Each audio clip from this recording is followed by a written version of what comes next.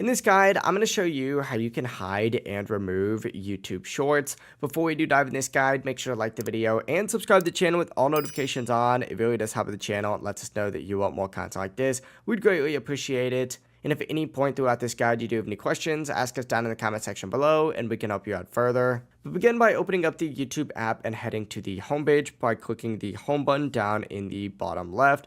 From here, scroll down a little bit and you should see a short section within here. Once you do find the short section, on the right hand section, you're going to see three little dots. Go ahead and select that and select show fewer shorts. What this is going to do is completely remove that short section and hide it from your feed.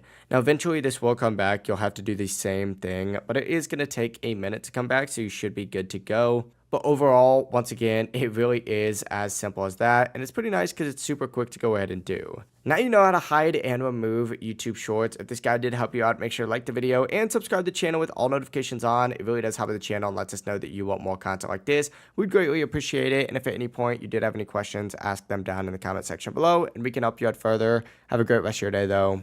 Peace.